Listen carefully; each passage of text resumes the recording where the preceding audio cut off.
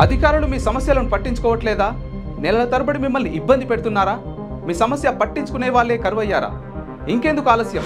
ఇప్పుడే రాష్ట్రంలో ఏ మూల నుంచైనా ఎక్కడి నుంచైనా డిస్క్రిప్షన్లో ఉన్న ఆన్లైన్ గూగుల్ ఫామ్ ద్వారా మీ సమస్యను మాకు తెలియజేయండి.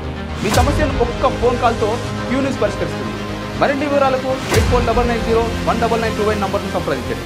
పబ్లిక్ వాయిస్, ఇది సామాన్యుడి ప్రశ్నాస్త్రం. మంత్రి ఉత్తమ్ కుమార్ రెడ్డిపై అంజిత వ్యాఖ్యలు చేసేందుకు గాను మాజీ మంత్రి జగదీశ్రెడ్డిపై ఫైర్ అయినటువంటి వ్యవసాయ కమిటీ చైర్మన్ వేనారెడ్డి గారు దగ్గర మనం ఉన్నాము. అసలు ఎన్నడూ లేని విధంగా జగదీశ్రెడ్డి గారిపై ఎందుకు ఫైర్ కావాల్సిన అవసరం వచ్చిందో వారి మాట తెలుసుకుందాం. అన్న నమస్తే అన్న. ఎన్నడూ లేని విధంగా మీ రాజకీయ చరిత్రలో ఎవరిని కూడా ఇంతవరకు ఎప్పుడు కూడా మీరు ప్రెస్ మీట్ పెట్టిన దాఖలాలు లేవు, ఎవరిని కూడా అడిగిన దాఖలాలు లేవు. కానీ ఈరోజు ఎప్పుడు లేని విధంగా మీరు జగదీశ్రెడ్డి గారి మీద ఫైర్ అవుతున్నారు. కారణం ఏంది? అందరికీ నమస్కారం. మా ప్రియతమ నాయకులు మా మంత్రివర్యులు ఉత్తమ్ కుమార్ గారి మీద అనుచిత వ్యాఖ్యలు చేసిన జగదీష్ రెడ్డి గారి మీద మేము ఖచ్చితంగా ఆ మాటలు వాపసు తీసుకోవాలి. వారు ఏదైతే వాడకూడని భాష వాడి సభ్య సమాజానికి ఇలాంటి ఒక శాసనసభ్యునిగా ఉండి చట్టాలు రూపకల్పన చేయాల్సిన వ్యక్తులే ఇట్లా పిచ్చి పిచ్చి మాటలు మాట్లాడి అది సబబు కాదు. వారు దీన్ని మాట్లాడిన వర్డ్ను వెనక్కి తీసుకుంటే వారి గౌరవం ఉంటుందని కూడా తెలియపరుస్తూ ఉన్నాను. ఎప్పుడైనా కూడా కాంగ్రెస్ పార్టీ నాయకుని మీద ఈ విధంగా గతంలో వేరే మంత్రులకు వేరే ఆయనకు వాళ్ళకు నడిచాయి. దాని జోలికి పోలేదు నేను. కేవలం ఉత్తమ్ కుమార్ రెడ్డి అనే వ్యక్తి ఒక మిషన్. ఆయన నిత్యం ఎప్పుడు పండుకుంటాడో ఏం తింటాడో తెలియదు. నిత్యం కూడా ప్రజా సమస్యల మీద, డెవలప్మెంట్ మీద చాలా చిత్తశుద్ధితోటి నాకు తెలిసి ఈ రాష్ట్ర ప్రభుత్వంలో నేను అనుకున్న ఈ మంత్రుల మొదటి స్థానంలో ఉంటాడు. ప్రతినిత్యం కూడా ఇరిగేషన్ కానీ, సివిల్ సప్లైస్ కానీ, ఈరోజు సివిల్ సప్లై శాఖ మంత్రిగా ఉండి ఎంతోమంది మిల్లర్లు దొంగలు, అంటే ఎంతోమంది మిల్లర్లు గత ప్రభుత్వంలో కేసీఆర్ గారు దోషిపెట్టిండు మిల్లులకు. ఎవరు సొమ్మాయి అన్నీ ఒక్కోడు 100 కోట్లు, 50 కోట్లు, 70 కోట్లు గవర్నమెంట్కి ఎగ్గొట్టిరు, జల్సాలు చేస్తున్నారు.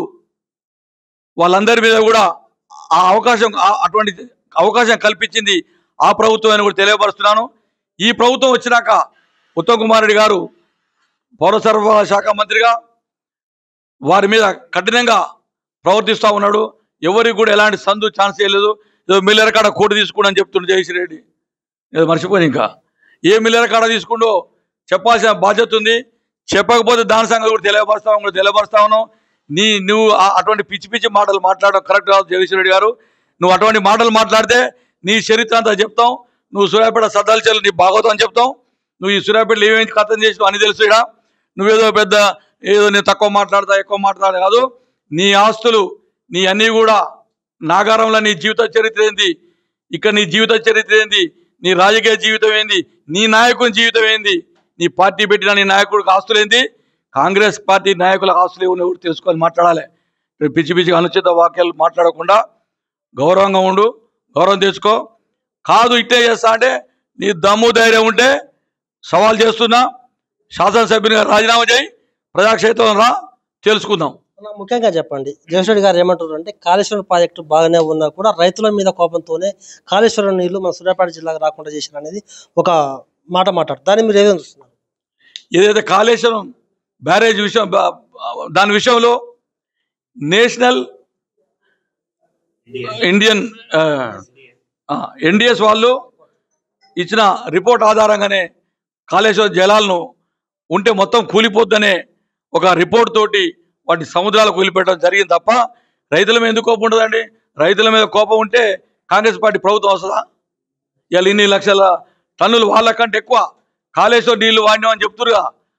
అంతకంటే ఎక్కువ కూడా దిగుబడి అయింది, అంతకంటే ఎక్కువ కూడా కొనడం జరిగింది. వారికంటే మంచి ప్రైస్ కూడా ఇస్తూ ఉన్నారు. సన్నబియ్యానికి 500 రూపాయలు ఇవ్వడం జరిగింది. దాంతోపాటు ప్రతి విషయంలో కూడా ఏదో 2 లక్షల రుణమాఫీ. ఆ ప్రభుత్వంలో 10 సంవత్సరాల కేసీఆర్ అనే వ్యక్తి టీఆర్ఎస్ పార్టీ ఒక 50,000 రుణమాఫీ చేసిన దాఖలాలు లేవు. ఎన్నికలు వచ్చినప్పుడు వాళ్ళు చెప్తా ఉంటాడు, మొదటి ముఖ్యమంత్రి ఎస్సీకి ఇస్తా అంటాడు, 3 ఎకరాలు దళితునికి ఇస్తా అంటాడు. ఏ ఒక్క హామీ కూడా ఏదనంటే తలకాయ నరుక్కుంటాడు. అట్లా జగదీష్ కేసీఆర్ తలకాయ అయితే 100 సార్లు నరుకోవాలి, ఆయన నరుకోవాలి, ఎవరు అవసరం లేదు. ఇప్పుడు చెప్పండి, ఇప్పుడు రైతు భరోసా కావచ్చు, రుణమాఫీ కావచ్చు, జగన్మోహన్ గారు ఏమంటారు ఛాలెంజ్ చేస్తున్నాము, ఎక్కడ కూడా ఏ ఒక్క రైతు కూడా సరిగ్గా రుణమాఫీ కాలేదంటారు. దాన్ని మీరు సవాలు స్వీకరిస్తున్నారా? స్వీకరిస్తున్నాం. నువ్వు లెక్కలు తీసుకో, ప్రభుత్వం కాడ అన్ని లెక్కలు ఉన్నాయి. నువ్వు ఒక ఎమ్మెల్యేవు, నువ్వు అడిగితే ఎవరైనా లెక్కలు ఇస్తారు. ఆ లెక్కలు చూసుకొని మాట్లాడితే బాగుంటుంది అని కూడా తెలియపరుస్తున్నా. నీ 10 సంవత్సరాల నువ్వు ఏమి ఇచ్చినావు నీ ప్రభుత్వంలో? ఒకటే సంవత్సరంలో మేమే పనిచేసినామని కూడా తెలుస్తుంది. ఆర్థిక భారం ఉన్నా కూడా మా ముఖ్యమంత్రి గారు నువ్వు అడిగితే ఎవరైనా లెక్కలు ఇస్తారు. ఆ లెక్కలు చూసుకొని మాట్లాడితే బాగుంటుంది అని కూడా తెలియపరుస్తున్నా. నీ 10 సంవత్సరాల నువ్వు ఏమి ఇచ్చినావు నీ ప్రభుత్వంలో? ఒకటే సంవత్సరంలో మేమే పనిచేసినామని కూడా తెలుస్తుంది. ఆర్థిక భారం ఉన్నా కూడా మా ముఖ్యమంత్రి గారు చాలా ధైర్యంతో ఈ రుణమాఫీ అయితేంది, ఇప్పుడు సన్నబియ్యం వ్యవహారం అయితేంది, ఇవన్నీ కూడా ఎన్నో ఆర్థిక భారాలు ఉండి కూడా మీరు చేసిన దివాలా కోరు పనికి కూడా వేల కోట్ల రూపాయలు ప్రతి నెల అప్పులు వడ్డీలు కడుతూ ప్రభుత్వాన్ని నడిపిస్తూ మీకంటే బ్రహ్మాండంగా ప్రజారంజక పాలన నడిపిస్తూ మా ముఖ్యమంత్రి రేవంత్ రెడ్డి గారు కూడా తెలియపరుస్తూనే ఉన్నాం. చివరిగా చెప్పండి, సివిల్ సప్లై మంత్రి ఉండి సూర్యాపేట జిల్లా వ్యక్తి అయి ఉండి కూడా కొనుగోలు విషయంలో రైతులకు చాలా ఇబ్బంది పడుతున్నారు, ట్రాన్స్పోర్ట్ లేక కూడా ఇబ్బంది చాలా పడుతున్నారని జగన్ రెడ్డి ప్రతిరోజు చెప్తున్నారు. దాన్ని మీరేం చూస్తున్నారు? మా దృష్టికి వచ్చేవి కూడా మీరు అన్నమాట వాస్తవమే. కొద్దిగా చిన్న చిన్న అవకతవకలు జరుగుతూ ఉన్నాయి. ఏది కూడా మేము సర్దుబాటు చేసుకుంటూ ముందుకు పోతా ఉన్నాం. ఇది కాగానే ఒక విమర్శ చేయాలనుకుంటే విమర్శ చేయొచ్చు. ఏదైనా కూడా నువ్వు ఏం పని చేస్తావో ఆ పని చేయి. నువ్వు ఎమ్మెల్యే గెలిపించుకురు, నువ్వు కూడా మాట్లాడవచ్చు. కలెక్టర్ గారితో ఎవరితో మాట్లాడి, సివిల్ సప్లై అధికారులతో మాట్లాడి ట్రాన్స్పోర్ట్ నువ్వు కూడా ఏర్పాటు చేయొచ్చు. వాళ్ళు ఎవరైతే కాంట్రాక్టర్ మాట్లాడు, ఏదైతే సమస్యలను వాటి మీద స్పందించు. ఊకనే తిరిగి 4 ఎండిపోయినాయని చెప్పి అవి పట్టుకొని ఎండినాయి గిన్నె అని మాట్లాడుతున్నాం. ఎవడు ఎండగొట్టలేదు, ఎండగొట్టాల్సిన ఉద్దేశం ఎవరికి లేదు. గత దుర్మార్గమైన పాలన అందించింది వాళ్ళే. మాయమాటలు చెప్పి పై స్థాయి నుంచి కింది స్థాయి దాకా కూడా బ్రహ్మాండంగా మా పార్టీ వ్యవహారం నడుస్తూ ఉంది. నీ పార్టీ ఏమైనా కూడా ఈ నిన్న లేచి వచ్చిన సంవత్సరం తర్వాత ఆయన వాళ్ళ నాయకుడు 100 కోట్లు 200 కోట్లు ఖర్చు పెట్టి ఒక వరంగల్ ఎల్కతుర్తి సభను పెట్టి ఏదో మాట్లాడిన ఆయన. ఈరోజు ఆనాడు 10 సంవత్సరాల్లో కూడా కాంగ్రెస్ పార్టీ ప్రతిపక్షాలు ఉంటే ధర్నా చేసుకునే అవకాశం కూడా కలిపే దుర్మార్గుడు వీడు కేసీఆర్ అని కూడా తెలియపరుస్తా ఉన్నాను. ఎందుకంటే ధర్నా చేయడం ప్రజాస్వామ్యంలో ప్రతిపక్షాలకు మాట్లాడే అవకాశం కలిపేని దుర్మార్గుడు కేసీఆర్ అని కూడా తెలియపరుస్తా ఉన్నాను. మేము అలా చేస్తే నీ వరంగల్ సభ జరిగేదా అని అడుగుతా ఉన్నాం. సూర్యాపేట జిల్లా లారీలు బస్సులు పోయా అడుగుతా ఉన్నాం. మేము అలాంటి కార్యక్రమాలు మీరు మాకు ఎన్నో అడ్డంకులు పెట్టి మీరు 10 సంవత్సరాల ఎప్పుడైనా మేము అన్నామా? ఇంత ఖర్చు పెట్టి ఆ కార్యక్రమాలు చేసిండు ఆయన. చూసిన మనం బస్సులో కూడా మందు ఇచ్చి పైసలు ఇచ్చి డబ్బులు విచ్చలు విడే ఖర్చు పెట్టి మీటింగ్లు చేసిండు. అది చూసి ఆయన తొడలు జబ్బలు తరుచుకుంటారు. ఇంత మీటింగ్ అని అంత మీటింగ్ అని జబ్బలు చిరిగిపోతాయి, తొడలు బలిగిపోతాయి. కానీ మీరు ప్రశాంతంగా ఉండండి. ఇంకా 3 సంవత్సరాలు మీతో ఏ కాదు, మీతో అయ్యేది కూడా ఏం లేదని కూడా, మీరు ప్రజలకు చేసేది కూడా ఏం లేదని కూడా తెలియపరుస్తా ఉన్నాను. ఈయన ఇక్కడ చేసి చాలా హామీలు ఉన్నాయి. జగదీష్ రెడ్డి గారు 10 సంవత్సరాలు వారి హామీలు త్వరలో ఇవన్నీ కూడా లెక్కకు వస్తాయి. వారి శాసనసభ్యత్వం రాజీనామా చేసి పోటీకి రావాల్సిందని కూడా మరొకసారి గట్టిగా బలంగా చెప్తున్నాను. దమ్ము ధైర్యం ఉంటే రాజీనామా చేసి ఎన్నికల పోటీ రా, అప్పుడు తెలుసుకుందాం ప్రజాక్షేత్రంలో కూడా జగదీష్ రెడ్డి గారు సవాల్ విసురుతున్నాను.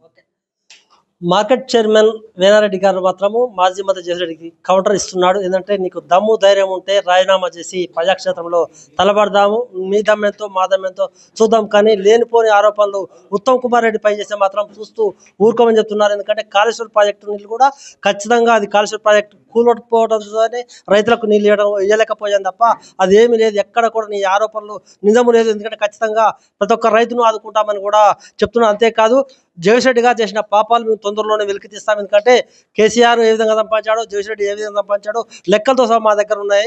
చర్చకు వస్తే మేము సిద్ధమని కూడా వేనారెడ్డి గారు పేర్కొంటున్నారు. క్యూ న్యూస్లో పనిచేయటకు వీడియో ఎడిటింగ్ మరియు SEOలో అనుభవం గల జూనియర్ ఎడిటర్స్ కావాలను సంప్రదించవలసిన నెంబర్ 8688926084.